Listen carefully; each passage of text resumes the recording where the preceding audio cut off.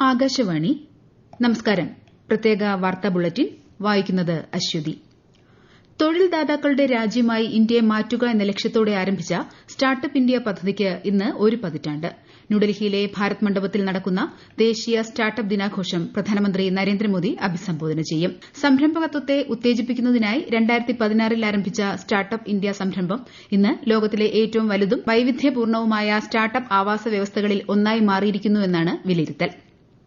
സംസ്ഥാനത്ത് തീവ്ര വോട്ടർ പട്ടിക പരിഷ്കരണത്തിന് ശേഷം പ്രസിദ്ധീകരിച്ച കരട് വോട്ടർ പട്ടികയിൽ നിന്ന് ഒഴിവാക്കപ്പെട്ടവരുടെ പേരുകൾ സാധാരണ ജനങ്ങൾക്ക് പ്രാപ്യമാകുന്ന തരത്തിൽ പൊതു ഓഫീസുകളിലും ഔദ്യോഗിക വെബ്സൈറ്റിലും പ്രസിദ്ധീകരിക്കണമെന്ന് സുപ്രീംകോടതി. സംസ്ഥാനത്തെ SIR പ്രക്രിയയുമായി ബന്ധപ്പെട്ട ഹർജികൾ പരിഗണിക്കുകയായിരുന്നു കോടതി. ഗോവ, ലക്ഷദ്വീപ്, രാജസ്ഥാൻ, പുതുച്ചേരി, പശ്ചിമബംഗാൾ എന്നിവിടങ്ങളിൽ നടന്നുകൊണ്ടിരിക്കുന്ന SIRന്റെ സമയക്രമം നീട്ടി കേന്ദ്ര തെരഞ്ഞെടുപ്പ് കമ്മീഷൻ. വോട്ടർമാർക്ക് അവകാശവാദങ്ങളും എതിർപ്പുകളും ഈ മാസം 19 വരെ സമർപ്പിക്കാം. പശ്ചിമബംഗാളിലും അസമിലും വന്ദേഭാരത് സ്ലീപ്പർ ഉൾപ്പെടെയുള്ള പുതിയ ട്രെയിനുകളുടെ ഫ്ളാഗ് ഓഫ് പ്രധാനമന്ത്രി നരേന്ദ്രമോദി നാളെ നിർവഹിക്കും. പശ്ചിമബംഗാളിലെ ഹൌറയിൽ നിന്നും അസമിലെ കാമാഖ്യയിൽ നിന്നുമുള്ള ട്രെയിൻ സർവീസുകൾക്കാണ് പ്രധാനമന്ത്രി തുടക്കം കുറിക്കുന്നത്.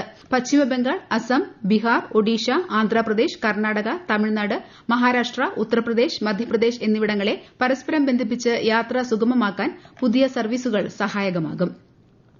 ജനുവരി 26-ന് കർത്തവ്യപഥിൽ നടക്കുന്ന 77ാമത് റിപ്പബ്ലിക് ദിനാഘോഷങ്ങളിൽ European council president Antonio Luis Santos da കോസ്റ്റയും European commission president Ursula von der ലെയനും വിശിഷ്ടാതിഥികളായി പങ്കെടുക്കും. പ്രധാനമന്ത്രി നരേന്ദ്രമോദിയുടെ ക്ഷണപ്രകാരമാണ് 3 ദിവസത്തെ സന്ദർശനത്തിനായി ഈ മാസം 25-ന് ഇരുവരും ഇന്ത്യയിലെത്തുന്നത്. ആഗോള സമ്പദ് വ്യവസ്ഥയുടെ വളർച്ചയിൽ ഇന്ത്യ സുപ്രധാന ചാലകശക്തിയാണെന്ന് അന്താരാഷ്ട്ര നാണയനിധി. മൂന്നാം പാദത്തിൽ ഇന്ത്യയുടെ സാമ്പത്തിക വളർച്ച പ്രതീക്ഷിച്ചതിലും ശക്തമായിരുന്നുവെന്ന് IMF അഭിപ്രായപ്പെട്ടു. ഇന്ത്യയുടെ വളർച്ച ശക്തമായി തുടരുന്നതായും ആഭ്യന്തര ഉപഭോഗത്തിന്റെ വളർച്ചയാണ് ഇതിന് കാരണമെന്നും IMF വ്യക്തമാക്കി. രാജ്യവ്യാപക പ്രക്ഷോഭത്തിന്റെ പശ്ചാത്തലത്തിൽ ഇറാനിലേക്കുള്ള യാത്ര ഒഴിവാക്കണമെന്ന് ഇന്ത്യൻ പൌരന്മാർക്ക് നിർദ്ദേശം നൽകി വിദേശകാര്യ മന്ത്രാലയം. ഇറാനിലുള്ള എല്ലാ ഇന്ത്യൻ പൌരന്മാരും ലഭ്യമായ മാർഗ്ഗങ്ങളിലൂടെ രാജ്യം വിടണമെന്നും ടെഹ്റാനിലെ ഇന്ത്യൻ എംബസി നിർദ്ദേശിച്ചു. ഇറാനിലെ കേരളീയർക്കായി നോർക്ക റൂട്ട്സ് ഹെൽപ്പ് ഡെസ്ക് ആരംഭിച്ചു. മുഖ്യമന്ത്രിയുടെ നിർദ്ദേശപ്രകാരമാണ് നടപടി. സഹായം ആവശ്യമുള്ള മലയാളികൾക്ക് 1850-9253939 എന്ന നമ്പറിലും 918802012345 എന്ന നമ്പറിലും ബന്ധപ്പെടാവുന്നതാണ്.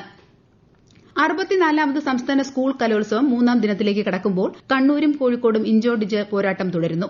ഒടുവിൽ ലഭിച്ച കണക്കുകൾ പ്രകാരം കണ്ണൂർ 487 പോയിന്റുകളുമായി മുന്നിൽ നിൽക്കുന്നു.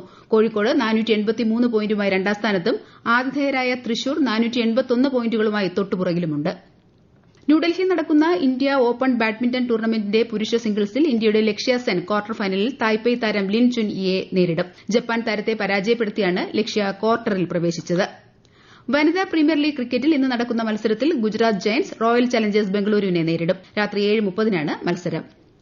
ഡൽഹി, ഹരിയാന, ചണ്ഡിഗഡ്, പഞ്ചാബ്, ഉത്തരാഖണ്ഡ്, ഉത്തർപ്രദേശ് എന്നിവിടങ്ങളിൽ ഇന്ന് ഇടതൂർന്ന മൂടൽമഞ്ഞിന് സാധ്യതയെന്ന് കേന്ദ്ര കാലാവസ്ഥാ വകുപ്പ്. ഈ പ്രദേശങ്ങളിൽ ഓറഞ്ച് ജാഗ്രത പ്രഖ്യാപിച്ചു.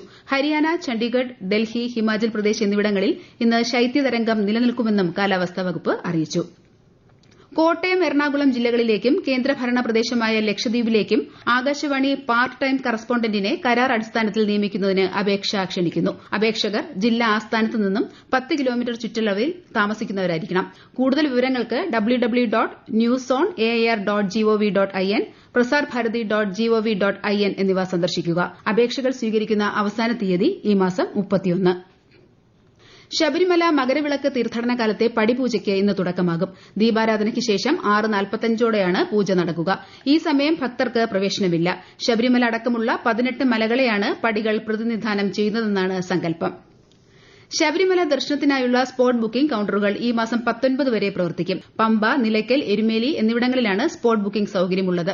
വെർച്വൽ ക്യൂ ബുക്കിംഗും 19 വരെ ഉണ്ടാകും. മറ്റന്നാൾ വരെയാണ് തിരുവാഭരണം ചാർത്തിയുള്ള അയ്യപ്പ ദർശനം. മണ്ഡല മകരവിളക്ക് മഹോത്സവത്തിന് സമാപനം കുറിച്ച് ഈ മാസം 20-നാണ് നട അടയ്ക്കുക. തപസ്യ കലാസാഹിത്യ വേദിയുടെ സുവർണ ജൂബിലി ആഘോഷത്തിന്റെ ഭാഗമായി പാലക്കാട് സംഘടിപ്പിക്കുന്ന രാജ്യാന്തര സംഗീതോത്സവം നാളെ കേന്ദ്രമന്ത്രി ഗജേന്ദ്ര സിംഗ് ഷെഖാവത്ത് ഉദ്ഘാടനം ചെയ്യും. നാളെ മുതൽ 20 വരെയാണ് സംഗീതോത്സവം നടക്കുക.